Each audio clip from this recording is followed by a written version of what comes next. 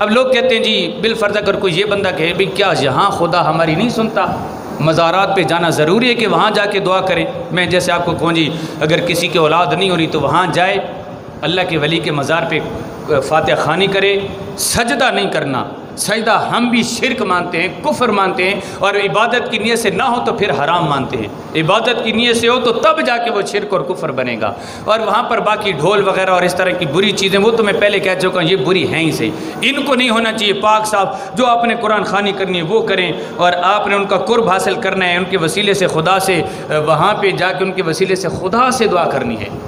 اب اس کا کیا فائدہ ہے؟ کیا خدا یہاں ہماری دعا نہیں سنتا؟ وہاں جانا ضروری ہے۔ اب میں چند دو چیزیں آپ کے سامنے رکھوں گا، کس کی کیا برکات ہوتی، وہاں جانے میں کیا برکت ہے جو یہاں نہیں ہے۔ اس کی وجہ یہ ہے کہ حضرت زکریا علیہ السلام اللہ کے نبی ہیں، اللہ کے نبی حضرت زکریا علیہ السلام 90 سال آپ کی عمر ہوگی، آپ کی اولاد نہیں تھی، آپ کی اولاد نہیں تھی، 90 سال کی عمر کے آپ ہو گئے، اور جب اولاد نہیں تھی تو اب نا امیدی کی عمر ہے کہ 90 سال کی عمر میں اب کب اولاد ہوگی؟ تو حضرت زکریا علیہ السلام جو بیت المقدس مسجد ہے، سیڑھیاں ہوتی تھیں، ان سیڑھیوں کے اوپر سے آپ گئے اوپر والے حصے میں۔ حضرت مریم رضی اللہ تعالیٰ عنہ اللہ کی نیک ولیہ تھی، ان کے لیے الگ ایک نماز کی جگہ ان کے والدین حضرت عمران نے بنا کے رکھی تھی۔ انہوں نے منت مانی تھی کہ میری بیوی سے جو بھی پیدا ہوگا میں مسجد بیت المقدس کے لیے اس کو وقف کر دوں گی۔ اب جیسے یہ منت مانی تو بعد میں وہ نکل آئی بچی، قرآن پاک میں پورا واقعہ موجود ہے۔ تو آپ نے دیکھا وہ بچی، آپ بڑی پریشان ہو گئے کہ کیا کروں، بچے تو مسجد کی خدمت کے لیے وقف کیے جا سکتے، میں بچی کو کیسے وقف کروں؟ لیکن منت بھی مانی تھی، منت بھی پوری کرنی ہے۔ تو آپ نے اللہ کے نبی سے اجازت لے کر اپنی اس بچی کو، انہوں نے جو بھی شرعی مسئلہ بتایا کہ ان کو اوپر والے حصے میں آپ وہ کر دیں، پابند کر دیں کہ وہ یہاں پر رہائش اختیار کرے، اللہ کی عبادت کرے، جب سب نمازی چلے جایا کرے پھر مسجد کی صفائی ستھرائی اور یہ سارا کچھ کر دیا کرے، تاکہ نہ لوگوں کی ان پر نظر پڑے نہ وہ لوگوں کو دیکھ پائیں۔ بہرحال یہ قرآن کا واقعہ ہے۔ وہاں آپ نے ایک جگہ مختص کر لی، وہاں آپ اللہ کی عبادت کرتی تھیں، جب سارے لوگ چلے جاتے تھے پھر مسجد کی دیکھ بھال صفائی ستھرائی سارا کچھ کرتی۔ ایک دفعہ حضرت زکریا علیہ السلام نیچے سے اوپر تشریف لے گئے، بزرگ ہیں، 90 سال کی عمر ہے، کہ میں بچی کو جگا دوں کہ بیٹا اٹھ جاؤ۔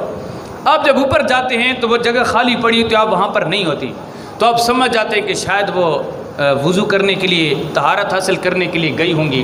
تو اس وجہ سے وہاں آپ دیکھ کے حیران ہو جاتے ہیں کہ جو جگہ کو انہوں نے انتخاب کیا ہوتا ہے نماز پڑھنے کے لیے، اس جگہ پر بے موسمی پھلوں کے ڈھیر لگے ہوئے ہیں۔ مثلا سردیاں تھیں تو سردیوں میں جو پھل ہوتے ہیں وہ تو ہوتے ہی ہیں، گرمیوں والے پھل بھی وہاں پر موجود تھے، اور اگر گرمیاں تھیں تو گرمیوں کے پھل تو گرمیوں کے موسم میں ہوتے ہی ہیں، سردیوں والے پھل گرمیوں میں نہیں ملتے۔ لیکن وہاں پر آپ نے دیکھے تو بے موسمی سردیوں والے پھل بھی پڑے ہوئے ہیں، سردیوں گرمیوں کے دونوں پھل پڑے ہوئے ہیں۔ آپ دیکھ کے حیران ہو گئے، ہکا بکا رہ گئے۔ آپ نے کہا کہ یہ تو اللہ کی بڑی نیک بندی ہے کہ جس خاتون کو اس کی عبادت کرنے کی وجہ سے اللہ تعالیٰ جنت سے بے موسمی پھل عطا فرما دیتا ہے، یقیناً یہ اللہ کی نیک ولیہ ہے۔ جب میری عمر 90 سال کی ہوگی میں بھی بے موسمی پھل جو ہوتا ہے اس کے درخت کی طرح ہوں، میرے بھی اب جسم سے اولاد نہیں ہو سکتی، پھل نہیں ہو سکتی۔ جب خدا اس کو بے موسمی پھل دینے پر قادر ہے تو مجھے بھی بے موسمی اولاد دینے پر بھی قادر ہے۔ آپ نے فوراً عین اسی جگہ کھڑے ہو کے کیا اللہ تعالیٰ سے عرض کیا؟ قرآن پاک کہتا ہے ہنالک دعا زکریا، عین اسی جانماز، اسی مسلح پر جس جگہ پر جنتی پھل پڑے ہوئے تھے اسی جگہ پر قرآن کہتا ہے ہنالک دعا، عین اسی جگہ، پیچھے ہٹ کے کھڑے تھے اسی جگہ آ کے کھڑے ہو گئے، یہ مقدس جگہ ہے، عین اسی جگہ کھڑے ہو کے دعا زکریا ربہ، آپ نے اپنے رب سے دعا کیا ہے مولا جب اس نیک بندی کو تو بے موسمی پھل عطا فرما سکتا ہے تو اس 90 سال کی عمر میں اس بابے کو تو اولاد نہیں دے سکتا؟ فوراً ہی اللہ پاک نے اس جگہ کی، اس اللہ کے ولیہ کے جہاں قدم لگے تھے، جہاں سوتی تھی وہ، جہاں سجدے کرتی تھی، اسی جگہ کے وسیلے سے جب آپ نے دعا کی تو اللہ تعالیٰ نے فرمایا زکریا تو نے بڑی خوبصورت دعا مانگ لی ہے اور بڑی مقدس جگہ پہ کھڑے ہو کے دعا مانگی ہے، جا میں نے تجھے بیٹا عطا فرما دیا اور اس کا نام بھی بتا دیا، اس کا نام یحییٰ رکھنا۔ نیک ولیہ کی جہاں پہ قدم لگیں، جسم لگے، جہاں سوتی تھی، جہاں عبادت کرتی تھی، اسی جگہ کے وسیلے سے اللہ پاک سے دعا مانگی۔ کیا زکریا علیہ السلام اللہ کے نبی تھے؟ انہیں نہیں معلوم کہ جس جگہ پر وہ نماز پڑھتے ہیں کیا اس جگہ کے وسیلے سے خدا سے دعا نہیں مانگی جا سکتی تھی؟ یہاں خدا نہیں سنتا کیا؟ اللہ کے نبی تھے، ان کا تو ڈائریکٹ اللہ تعالیٰ سے واسطہ ہوتا ہے، کیا وہ ڈائریکٹ دعا کر کے نہیں اللہ تعالیٰ سے مانگ سکتے تھے؟ وہ عقیدہ دینا چاہتے تھے لوگوں کو، وہ لوگوں کو بتانا چاہتے تھے کہ یہ شرک نہیں ہے، یہ غلط نہیں ہے۔ جس جگہ پر اللہ کا نیک ولی ہوتا ہے وہ اللہ کی بارگاہ میں بڑا مقبول ہو جاتا ہے، تو وہ جب اللہ کی نظر میں مقبول ہو جائے تو اس کے وسیلے سے جو بھی کچھ تم مانگو گے، جو تمہاری نظر میں ایسی چیز ہوگی کہ یہ تو ہو ہی نہیں سکتا، تمہارے قاعدے کلیے کے برخلاف ہوگی، خدا کے لیے وہ خدا اسے عاجز نہیں ہے، خدا وہ بھی دینے پر قادر ہے۔ تو اللہ تعالیٰ نے زکریا علیہ السلام کو اس جگہ کے وسیلے سے 90 سال کی عمر میں بھی بیٹا عطا فرما دیا۔ اچھا 90 سال کی عمر میں دعا کی، بیٹا کب دیا؟ 120 سال کی عمر میں جا کے بیٹا دیا۔ تو اس وجہ سے اس کی اصل یہ ہے کہ اللہ کے ولی کے جہاں قدم لگتے ہیں، جہاں وہ عبادت کرتے ہیں، جہاں اللہ کے ولی کا پورا جسم مزار کے اندر پڑا ہوا ہے، اس جگہ پر اللہ کی کتنی برکات نازل ہو رہی ہوں گی۔ اس وجہ سے وہاں جا کے جب خدا سے آپ بیٹا مانگیں گے کہ 13 سال ہو گئے میری شادی کو، اے مولا اس نیک ہستی کا صدقہ مجھے اولاد دے دے، تو یہ حضرت زکریا علیہ السلام کی سنت پہ آپ عمل کر رہے ہیں۔ آپ اس کو خدا سمجھ کے تھوڑی مانگ رہے ہیں کہ اے داتا تو اللہ ہے، تو خدا ہے، تو مجھے بیٹا دے، معاذ اللہ، ایسا نہیں ہے۔